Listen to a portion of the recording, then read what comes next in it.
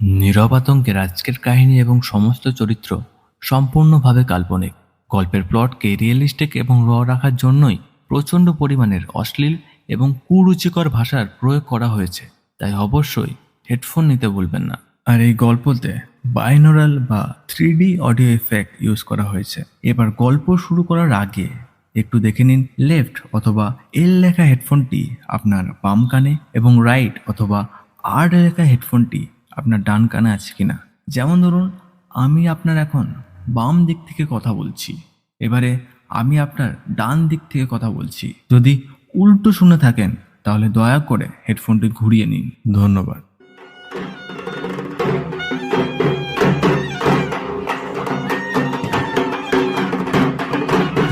बूंदों से दरिया, दरिया से सागर, सागर से गहरा जाम। লোকের বাড়িতে দীপাবলি চলছে আর আজকের দিনে তুমি মদ গিলে চলে এসেছো, বজ্জাত লোক একটা। হাট মাগি, বলের উৎসব, খিদে পেয়েছে, খেতে দে। খাবার টাকাতে তো মদ গিলে নিয়েছিস, বজ্জাত লোক একটা। বেরো। কি বললি মাগি? হ্যাঁ, দেখবি তবে মাগিকে দেখ আজকে।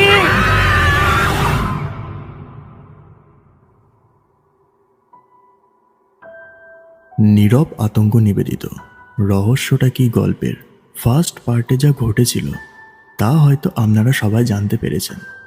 আর যারা যারা এখনো জানেন না যে কি হয়েছিল গল্পের প্রথম অংশে, তারা অবশ্যই সেকেন্ড পার্টটি শোনার আগে ফার্স্ট পার্টটি শুনে নেবেন।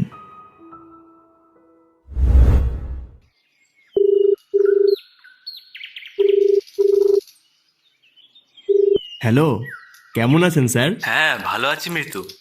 তুমি কেমন আছো? হ্যাঁ, ভালোই আছি, শুধু আপনাকে একটু একটু মিস করি। কেন গো? 5 বছর তো হয়ে গেল প্রায় আপনার এই গ্রাম ছেড়ে যাওয়া। এখন আর অবশ্য ছাড়ুন, বাদ দিন। যাই হোক, একটা খুশির খবর আছে স্যার। হ্যাঁ, আমি আগেই গন্ধটা পেয়ে গেছি। 3 বছর তো হয়েই গেল তোমার আর ঈশার লাভ স্টোরির। সে যেন এক রোমিও জুলিয়েটের প্রেম। যাই হোক, কবে করছো বিয়েটা? কার্তিক মাসের বাংলা 4 তারিখে। আপনাকে কিন্তু আসতেই হবে, ওর কোনো অজুহাট টজুহাট দিলে কিন্তু একদম চলবে না স্যার। হ্যাঁ হ্যাঁ হ্যাঁ, আসবো আসবো। আমি তো এটারই অপেক্ষায় ছিলাম। কতদিন তোমাদের সাথে সেই জমিয়ে আড্ডা দেওয়া হয়নি। আমিও মিস করি সেই পুরনো বট গাছ, শিমুলিয়া মোড়, ছাতিমতলার নিচ। আর সব থেকে মিস করি সেই চায়ের দোকান, যদিও সেটা আর নেই। সেটা থাকবে কোথায় স্যার, ছাড়ুন বাদ দিন। তাহলে কিন্তু আমার বিয়ের 1 সপ্তাহ আগে দেখছি আমার বাড়িতে। হ্যাঁ হ্যাঁ, দেখছো, দেখা হচ্ছে, চলো। প্রায় মাসখানেক যাওয়ার পর মৃত্যুঞ্জয়ের কথা অনুযায়ী বিয়ের ঠিক 7 দিন আগে হাজির হলো বিক্রম। বলে রাখা ভালো, সেদিন ছিল কালী পুজোর বিকেল। বিক্রমের বাতাসপুর স্টেশনে নামতে প্রায় 5টা কি 5:30 বেজে যায়। ট্রেন থেকে নেমে স্টেশনের গেট থেকে বেরিয়ে ডান দিক বা দিক তাকাতেই দূর থেকে শব্দ পায়, স্যার স্যার এদিকে স্যার। আরে, তোমাকে তো চেনাই যাচ্ছে না, ঘন দাঁড়িয়েও তো হয়ে গেছে দেখছি। আপনিও না স্যার? হ্যাঁ স্যার, ইনি আমার গিন্নি, তাই তো? স্যার ভালো আছেন? আরে আরে, প্রণাম করা দরকার নেই, এই যুগে আর প্রণাম টনাম মানায় না।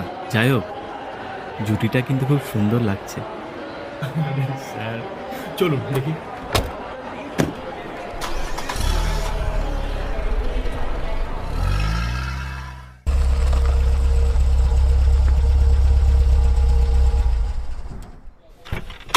আসুন আসুন স্যার, ভেতরে আসুন। এই কেমন আছো বাবা, ভালো আছো? হ্যাঁ কাকিমা, ভালো আছি। আপনি ভালো আছেন তো? হ্যাঁ বাবা, আমিও ভালো আছি। লোকু, দাদার ব্যাগগুলো একটু ওপরে নিয়ে যাও তো। বাড়ির দোতলাতে বিক্রমের থাকার জায়গা করে দিল মৃত্যুঞ্জয়।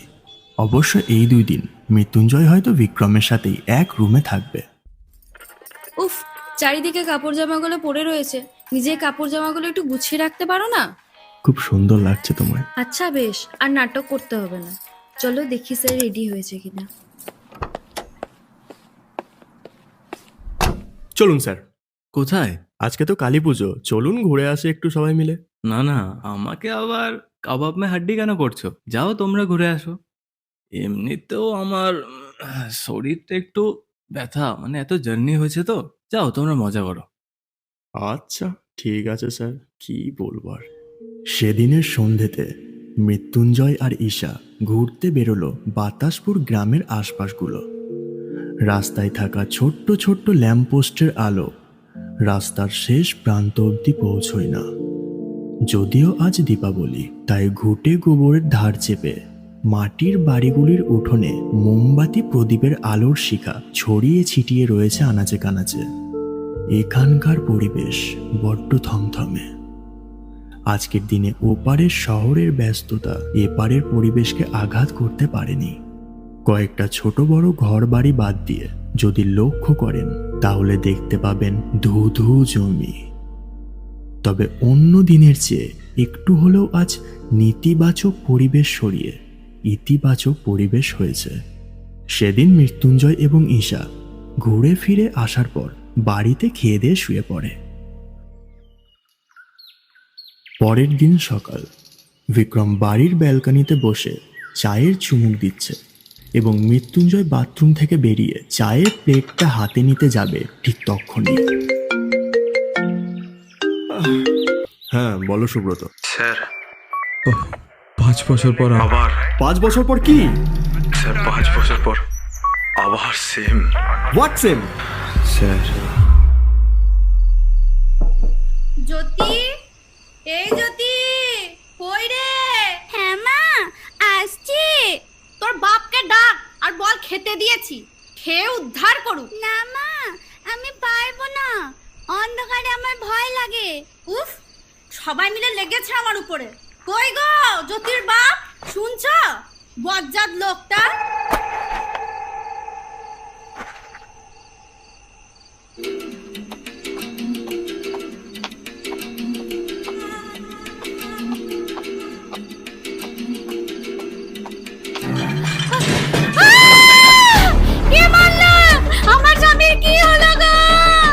জ্যোতিদের ছোট্ট বারান্দা, তার এক কোণে রক্তাক্ত অবস্থায় পড়ে রয়েছে তার বাবার মৃতদেহ।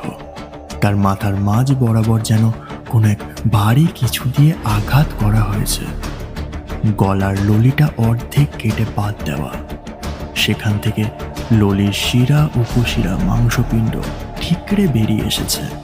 আর সব থেকে রহস্যজনক যদি কোনো বিষয় হয়ে থাকে, সেটা হচ্ছে তার হাতের কবজিটা দেখতে পাওয়া যাচ্ছে না।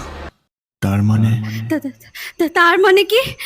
তার মানে কি সে আবার আবার ফিরে এসেছে?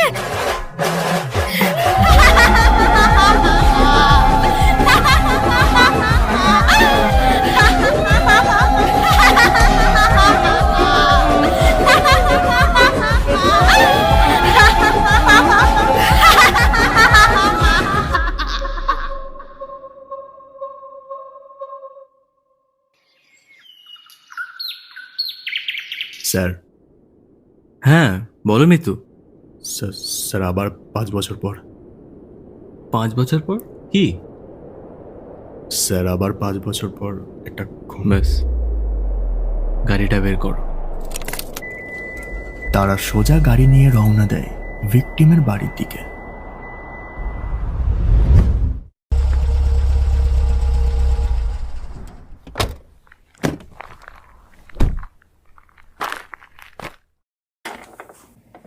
গতকাল রাত্রের ঘটনাটা একটু ডিটেলসে বলুন তো। বাবু মশাই, ইংরেজি তো জানি না, মানে সম্পূর্ণ খুলে বলুন। কি করে বোঝাই বলুন তো আপনাদের? প্রত্যেক দিন আমার সাথে কি না কি করত। কখনো আমাকে মারতো, আবার এই কখনো আমার ছোট্ট পরীর মতো মেয়েটাকে মারতো। শুধু মদ খাওয়ার জন্য ঘরে একটাও টাকা পয়সা দিত না। এমনকি অন্য মেয়েদের সাথে। আচ্ছা, বুঝতে পেরেছি। আর কোনো রকম শত্রুতা ছিল নাকি কারোর সাথে? সেসব তো জানি না, তবে মনে হয় না কারোর সাথে কোনো রকম শত্রুতা ছিল। আচ্ছা, ঠিক আছে। বাড়ির সদর দরজা দিয়ে বেরোতে বেরোতে মৃত্যুঞ্জয় বিক্রমকে বলে ওঠে, বুঝলেন? হ্যাঁ, খুব ভালো করে।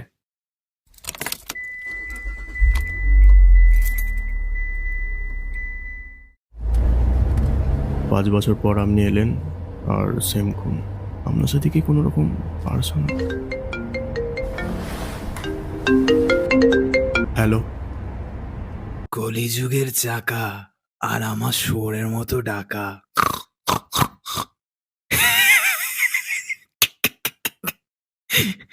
এই দুই স্বভাব কোনোদিনও থামবে না স্যার।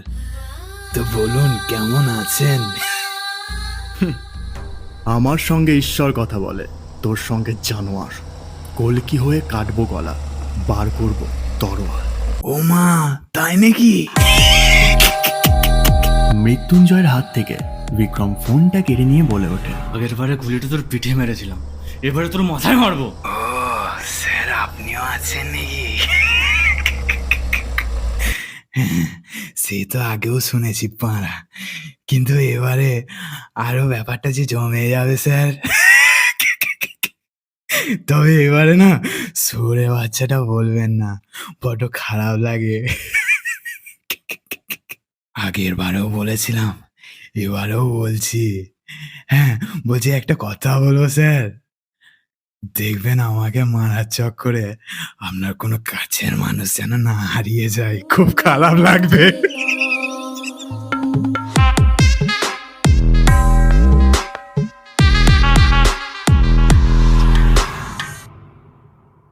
দেখতে দেখতে কেটে যায় 5টা দিন। হ্যাঁ, আজ মৃত্যুঞ্জয়ের গায়ে হলুদ। একটা কথা বলে রাখা ভালো, হয়তো আপনাদের মনে প্রশ্ন জাগতেই পারে যে মৃত্যুঞ্জয়ের বাড়িতে ঈশা কেন রয়েছে। আসলে মৃত্যুঞ্জয়ের বাবার খুব কাছের এক বন্ধুর মেয়ে ছিল ঈশা। ঈশার বাবা অর্থাৎ স্বপনবাবুর ব্রেন ক্যান্সার ধরা পড়ে এবং তার বাবা গত হন। তার বাবার দেহত্যাগে শোবে মাসখানেক পরেই ঈশার মায়েরও শরীর অসুস্থ হয়ে পড়ে এবং তিনিও বিদায় নেন এই পৃথিবী থেকে। ঈশা তখন সবে সবে গ্র্যাজুয়েট কমপ্লিট করেছে, তার পরিবার বলতে কেউ ছিল না। তাই মৃত্যুঞ্জয়ের বাবা তাকে দায়িত্ব নিয়ে বাড়িতে আনে, কিন্তু দুর্ভাগ্যবশত ঈশাকে বাড়ি আনার কয়েকদিন পরেই মৃত্যুঞ্জয়ের বাবার হার্ট অ্যাটাক করে মৃত্যু হয়। আজ অবশ্য সব ঠিক, বছর কয়েক হয়ে গেছে ঘটনাগুলি ঘটা। ও ঈশা, শুনছো? একটু বিক্রম স্যারকে চাটা দিয়ে এসো না। মৃত্যুঞ্জয়ের কথা শেষ হতে না হতেই পাশ থেকে পটলবাবু বলে ওঠে, এই স্যার, এখন থেকে নতুন বউকে কাজ করাতে লাগলেন তো? না না, ঠিক আছে, আমি দিয়ে আসছি। দেখবেন এই কথার জন্য আমাকে আবার জেলে না ভরে দেন। তোমাকে তো আমি জেলে ভরবই এক। দেখবেন স্যার, এই পটলের নাম জানো না আছে। ঈশা চায়ের প্লেটটা 2 হাতে ধরে ওপর তলায় দিতে গেল বিক্রমকে।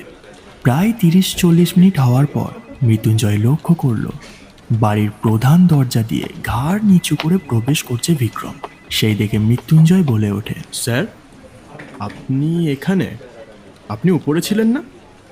আমি তো ঈশাকে দিয়ে অনেকক্ষণ চা পাঠিয়েছি আপনার কাছে, হয়ে গেল প্রায় 30-40 মিনিট। আমি তো তোমার ছোটকার সাথে বাইরে গল্প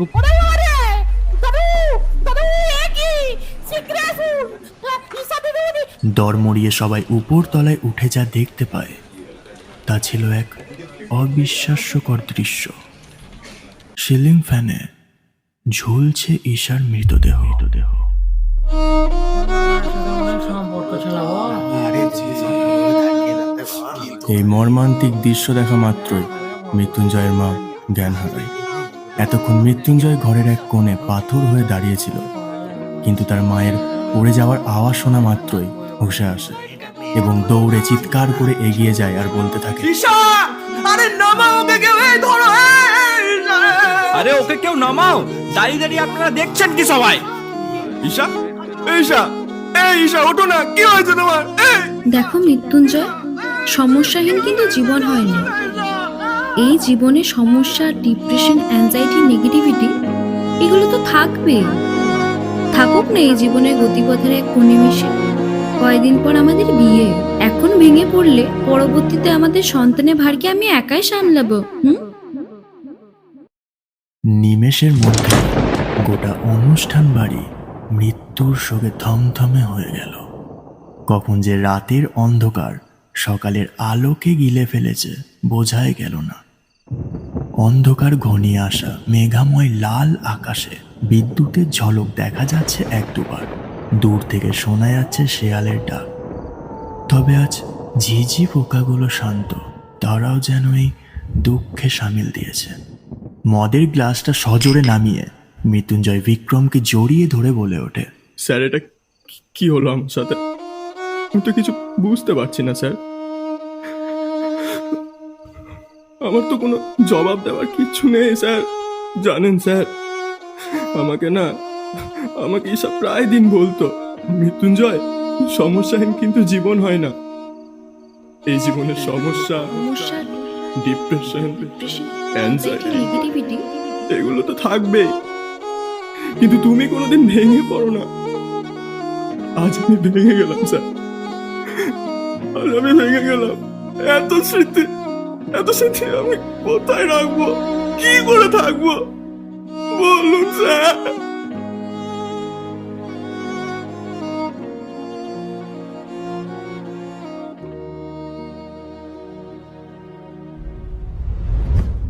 পেরিয়ে গেল কয়েকটা দিন। হৃদয়ের টাটকা ঘা এখনো শোকায়নি মৃত্যুঞ্জয়ের, তবে মাথার মধ্যে রক্তের চাপ তীব্র বেড়ে চলেছে। মনের কষ্ট বেদনা চেপে সব কিছু পরিষ্কার করে জানার জন্যে মৃত্যুঞ্জয় একদিন, আসতে পারি? আপনাকে তো ঠিক চিনতে পারলাম না বাবা। আমি ইন্সপেক্টর মৃত্যুঞ্জয় রয়, বাতাসপুর থানা থেকে এসেছি। আপনার কাছে কিছু কথা জানার আছে। ও হ্যাঁ বাবা, এসো এসো, বাড়ি দিয়ে এসো। তো দিদিমণি, আপনার একটা স্টুডেন্ট ছিল যে তার বাবাকে খুন করেছিল এবং সকাল হওয়ার আগেই এই গ্রাম ছেড়ে পালিয়ে গেছিল। হ্যাঁ, তো ওর সম্পর্কে একটু ডিটেলসটা বলবেন? সে প্রায় অনেক বছর আগে আমার এক ছাত্র ছিল। সে নাকি তার বাবাকে... অনেক অনেক ধন্যবাদ দিদিমণি, তাহলে আমি এলাম, আবার দরকার পড়লে অবশ্যই আসবো। ঠিক আছে বাবা, ঠিক আছে। ঘড়িতে বাজে প্রায় 12:30। মৃত্যুঞ্জয় বসে রয়েছে তার অফিসের টেবিলে। দেখে অফিসের রুমে প্রবেশ করলো বিক্রম।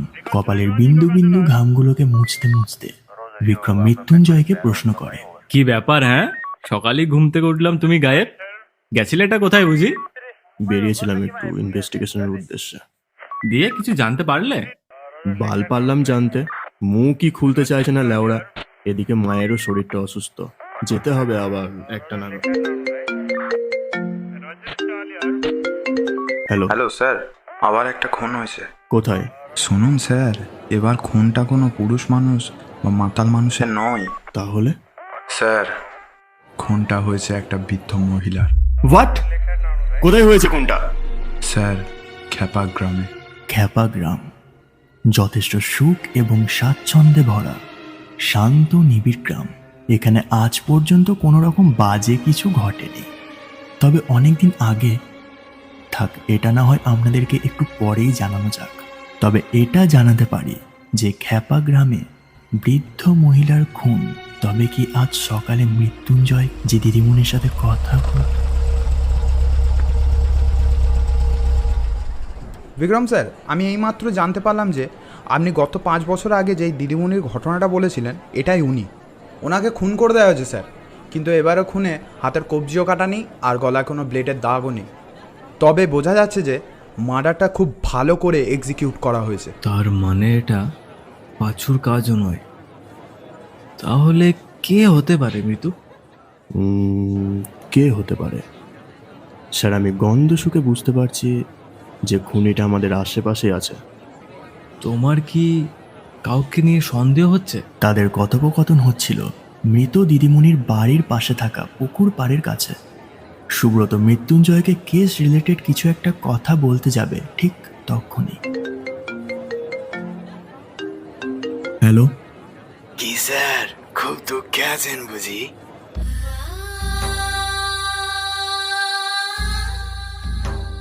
তিন বছরের ভালোবাসা স্যার, এত সহজে কি বলা যায়? তবুও চলতে হয়। একটু মজা করলাম স্যার। কোথায় আছেন? ডিউটিতে? আপনার চোখের সামনে দুটো খুন হলো সালা, আর 5 বছর আগেও 4টে খুন করেছিলাম। আপনার স্যারটা তো একটা বোকাচোদা ঢ্যাব না, আপনিও তো ওর থেকেও বড় খেলাচোদা হচ্ছেন। যাই হোক, আপনারা তো পাচ্ছেন না।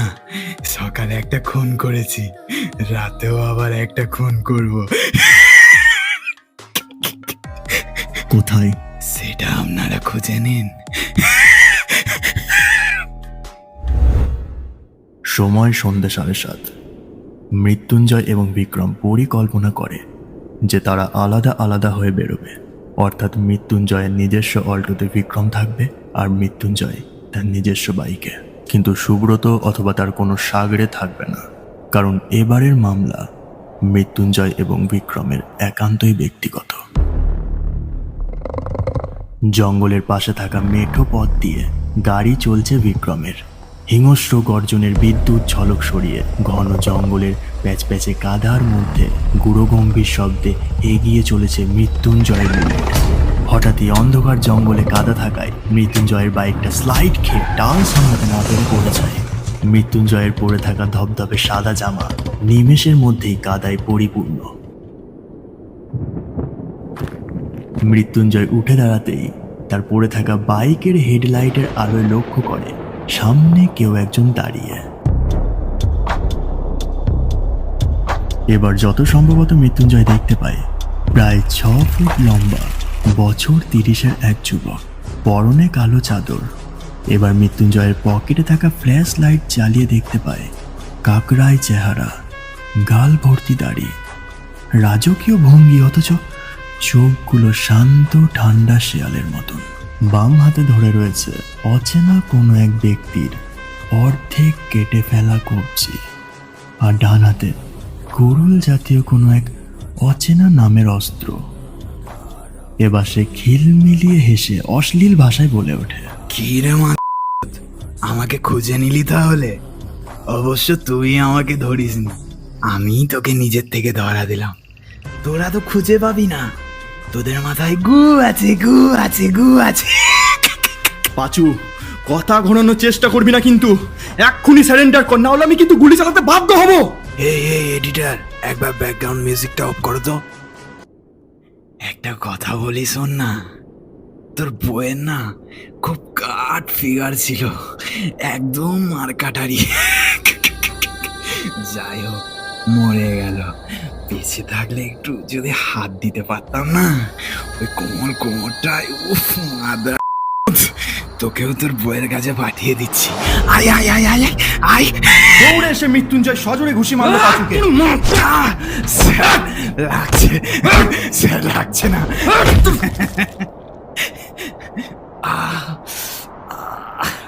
স্যার লাগলো না তো, একটু চুষে দিন না। উল্টে পাঁচু মৃত্যুঞ্জয়কে সবারে নাকে চালালো এক ঘুষি।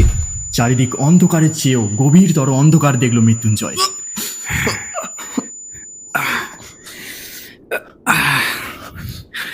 তুই তো বলেছিলিস তোর সাথে ঈশ্বর থাকে, সববার নয় ঈশ্বরই যেতে, এবার নয় শয়তানি জিতুক। মৃত্যুঞ্জয়কে সারা জীবনের জন্য বিদায় করতে যাবে। হঠাৎই এক শব্দ। এ শব্দ কোনো পশু প্রাণীর নয়, এ শব্দ হচ্ছে একটা রিভলভারের। ঝাপসা চোখে মৃত্যুঞ্জয় দেখে অন্ধকার চিরে হেঁটে এগিয়ে আসছে পটল বাবু।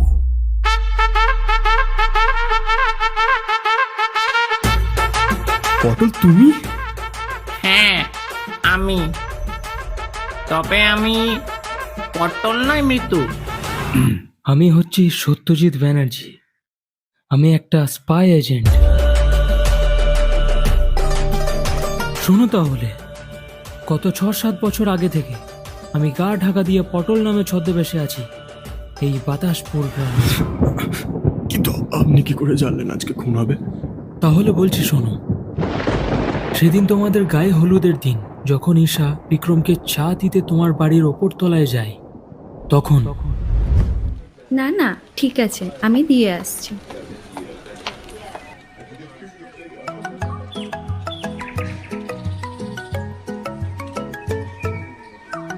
হ্যালো, কি স্যার, কেমন আছেন? হ্যাঁ, খুব ভালো আছি। মদ, তুই কি ভাবলি আমি এটা বলবো?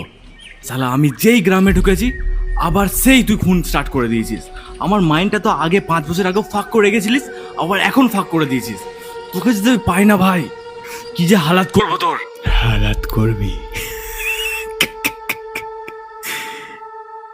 ভালোই তো অ্যাক্টিংটা শিখেছিস রে লেওরা। ব্যাপারটা কাউকে জানতে দিস না পাঁচু। পাঁচু? তুইও আমাকে পাঁচু বলছিস? উপস, আরে ক্যারেক্টার থেকে বেরোতে পারিনি। ব্যাপারটা কাউকে জানতে দিস না ঝন্টু।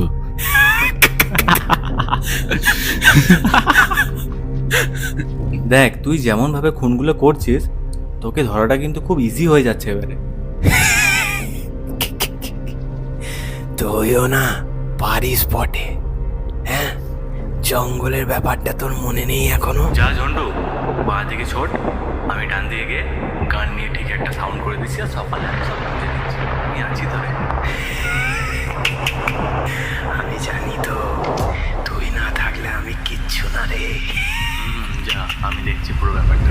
জঙ্গলের সেই দিনটা কিভাবে সাজিয়েছিলিস, লোকদেরকে কি মূর্খটাই না করেছিস। আমি 100% শিওর গুলিটা আমি ওর পিঠেই করেছি। হয়তো বাঁচার চান্স আর নেই, তবে বডিটা পাওয়া খুবই দরকার। আমি দেখতে চাই সে খুনের মুখটা। হ্যাঁ, কোথা থেকে একটা ছিচকে চোরকে কল্পনার জগতে মানুষদেরকে বললি, তারপরে বললি নাকি ওটা আমি মরে গেছি, তুই নাকি আবার আমার পিঠে গুলি করেছিস। হারে ডাবনা।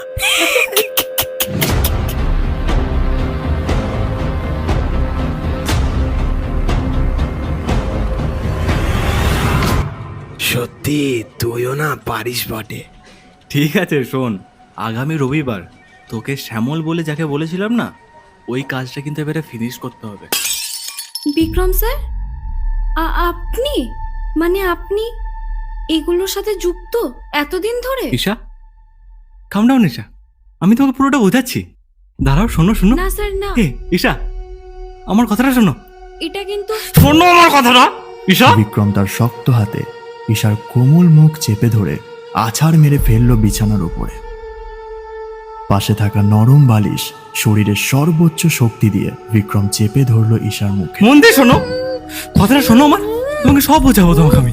এতটাই শক্ত করে চেপে ধরেছে যে বিক্রমের ঘাড়ের ধার বেয়ে নেমে আসা জামার ভেতরের শিরা উপশিরা মাংসপেশি নিরেট পাথরের মতন শক্ত হয়ে ছেয়ে গেছে গোটা শরীরে। ঈশা আর্তনাদ করে কান্নায় চেঁচাচ্ছে, তবে তার কান্নার শব্দ ঘরের চৌকাঠ অবধি পৌঁছচ্ছে না। পাগুলো ছটফট করছে ঈশার, পায়ের নুপুরের শব্দগুলো কেঁদে বলছে, বাঁচাও। সব পুরোটা বোঝাবো ঈশা।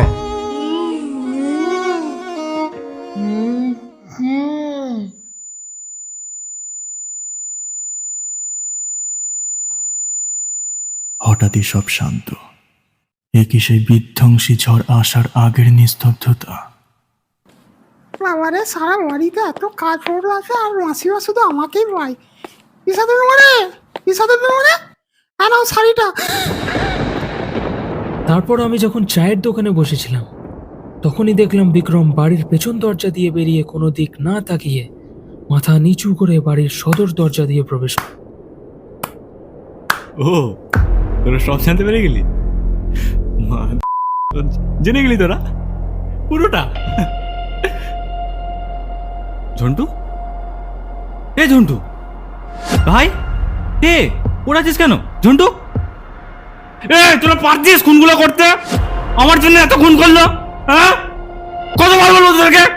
এ ঝন্টু ভাই, ওঠ না। হে ভাই, এ ভাই, এ ঝন্টু, তোরা পারছিস? আমার জন্য ছোট থেকে এত কিছু করলো তোরা। এক পাও এগোনোর চেষ্টা করবি না বিক্রম, স্যারেন্ডার কর, এক্ষুনি স্যারেন্ডার কর। তুই তো দিল্লি সবকিছুর গান মেরে।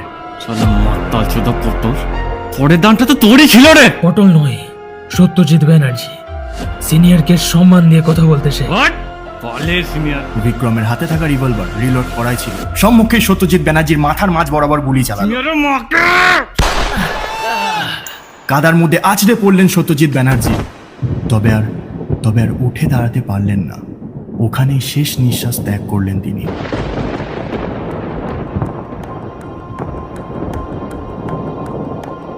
আর কোনো মতেই নিজেকে আটকাতে পারলো না মৃত্যুঞ্জয়। হিংস্র প্রাণীর মতন লাফিয়ে বিক্রমের গলা চেপে ধরলো সে। স্যার স্যার ঈশা কি করেছিল স্যার? ঈশা কি করেছিল স্যার? শোনো স্যার ঈশা তো মা মরা ছিল স্যার। ঈশা তো মা মরা ছিল। শোনো মৃত্যু, শোনো শোনো, আমি তোমাকে মারতে চাই না মৃত্যু, আমি তোমাকে মারতে চাই না। আর সেদিন আমি ঈশাকেও মারতে চাইনি, কিন্তু ও না সব শুনে নিয়েছিল। বলে স্যার, তারপরে স্যার ওকে মেরে দেবেন স্যার? স্যার ও আপনাকে দাদা বলতো স্যার। দাদা?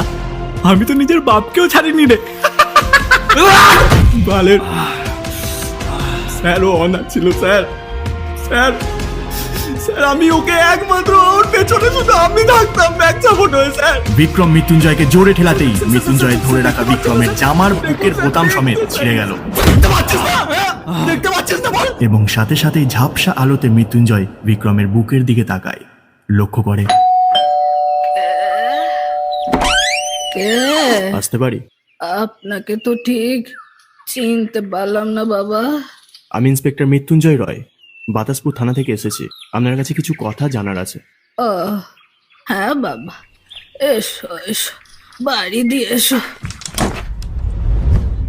সে তো আমার এক ছাত্র ছিল, কিন্তু তুমি কি করে জানলে? অ্যাকচুয়ালি 5 বছর আগে আমার স্যার মানে ওই বিক্রম অধিকারী এসেছিল আপনার কাছে এই কেস রিলেটেড ইনভেস্টিগেশন করতে। ও 5 বছর আগে? হ্যাঁ 5 বছর আগে, হ্যাঁ হ্যাঁ একজন এসেছিলেন বটে। নমস্কার, আমি বাতাসপুর থানা থেকে এসেছি। ও আচ্ছা বাবা, আচ্ছা কোনো রকম প্রশ্ন ছিল নাকি গো? আচ্ছা, এটাই কি খ্যাপা গ্রাম? হ্যাঁ বাবা, এইটাই খেপা গ্রাম। কেন বলো তো? চিনতে পারলে না আমায়? কই না তো বাবা, তোমাকে তো ঠিক চিনতে পারলাম না। ঠিক আছে, ধন্যবাদ, এলাম। কিন্তু তুমি কে? কি গো এভাবে চলে গেলে যে? কে তুমি? বলে তো যাও। তাহলে স্যার আমাদের সেদিন মিথ্যে কেন বলল? আর দিদিমণির কথাগুলো? আচ্ছা বুঝলাম, ছাড়ুন। মানে আপনি বিষয়টি একটু ডিটেলসে বলতে পারবেন? মানে সব্যসাচীকে কি কোনো রকম চেনার উপায় আছে? চেনার উপায় বলতে সেরকম তো কিছু নেই। ও হ্যাঁ, তবে সব্যসাচী খুব দুষ্টু ছেলে ছিল, খুবই ডান পিটে ছিল ছেলেটা। তাই একদিন ও যখন ওর বাড়ির কাজ করে আসেনি, তখন ওই অঙ্কের স্যার খুব মেরেছিল ওকে। ঠিক তখনই মারতে গিয়ে লাঠির বাড়িতে ওর খুব আঘাত লাগে। তারপর? বহুদের আগেকার ঘটনা কিনা বাবা, অত পরিষ্কার আমার মনে নেই। তবে আমার কাছে আসাকালীন পর্যন্ত ভালো রকম সেই দাগ ছিল তার, ওই ওর বুকের কাজটা করে। এবং সেই দাগই মৃত্যুঞ্জয় লক্ষ্য করে বিক্রমের বুকে।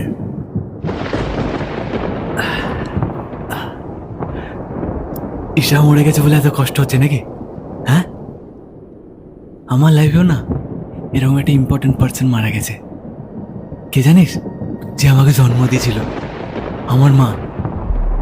আমি যেরকম তোর লাইফে ভিলেন, মানে হ্যাঁ আমাকে তুই ভিলেন ভাবছিস এখন, অমনি আমার লাইফেও না একটা ভিলেন ছিল। কে বলতো? আমার বাবা। এটা তোকে চাষ করিনি। আশা? আমি তো নিজের বাপের কাছেই আশা করিনি রে। আমার মাকে চালিয়ে মেরে দিয়েছিল। তারপর আমি কি করেছিলাম বলতো? ওনার কবজিটা কেটে নিয়ে পালিয়ে গেছিলাম। গল্পটা তো শুনেছিস মনে হয়, পাঁচু পাঁচু। ওই গল্পটা পাঁচুর নয়, ওটা তো আমারই গল্প রে।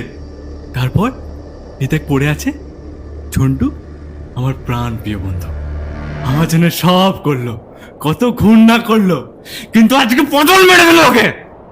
যাই হোক, আমাকে কিন্তু বাধ্য করিস না, নাহলে তোকেও শেষ করে দেবো।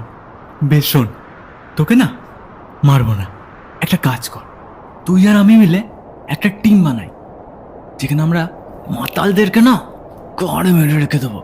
যেরকম আমি আর ঝন্টু ছিলাম, সবাইকে মেরে বেড়াতাম, সেমনি তুই আর আমি খুব ভালো পার্টনার।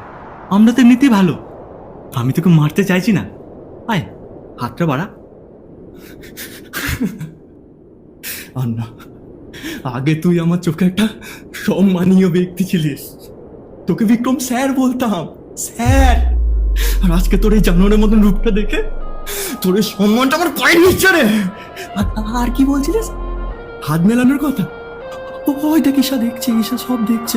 ঈশা, ঈশা মেরে দেবো একে, মেরে দেবো।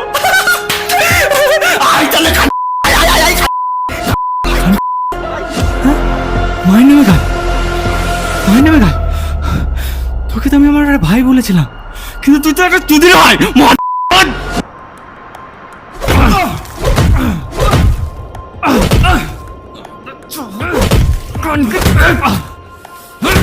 ছিটকে পড়ে মৃত্যুঞ্জয়। মৃত্যুঞ্জয় লাফিয়ে ওঠে এবং বিক্রমকে কাঁধে চাপিয়ে শূন্যে তুলে আছাড় মারে পড়ে থাকা গাছের গদির ওপর।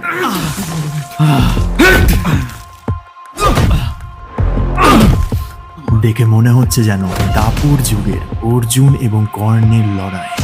একে অপরের শরীরে যেন অসীম ক্ষমতার বল ভর করেছে। হঠাৎই দুজনেই একসাথে একই গতিবেগে এগিয়ে আসছে একে অপরের দিকে। হাওয়ার বেগে উড়ে এসে একসাথে দুজনেই দুজনের বুকে লাথি মারে আর ছিটকে পড়ে মৃত্যুঞ্জয় সত্যজিৎ ব্যানার্জির লাশের দিকে এবং বিক্রম ছিটকে পড়ে পাঁচুর লাশের দিকে। তখনই মৃত্যুঞ্জয় দেখতে পায় সত্যজিৎ ব্যানার্জির হাতে আটকে থাকা রিভলভার।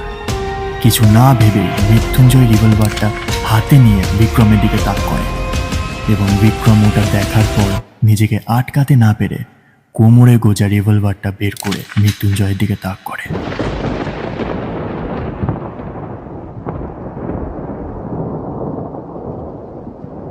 এখন রিভলভার দুটি একে অপরের দিকে।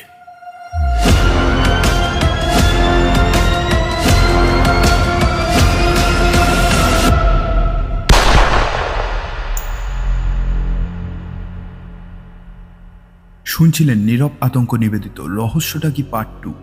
গল্প পাঠে এবং মৃত্যুঞ্জয় চরিত্রে জিৎ, বিক্রম এবং পটলবাবু চরিত্রে রানা, পাঁচু, সুব্রত এবং কাজের লোকের চরিত্রে কুন্দন অর্থাৎ আমি, সত্যজিৎ এবং জ্যোতির বাবার চরিত্রে কুণাল, দিদিমণির চরিত্রে সুদীপা, ঈশার চরিত্রে অদ্রিজা, জ্যোতি এবং জ্যোতির মায়ের চরিত্রে মেঘা, মৃত্যুঞ্জয়ের মায়ের চরিত্রে উমা। দেখা হচ্ছে নেক্সট কোনো গল্প নিয়ে।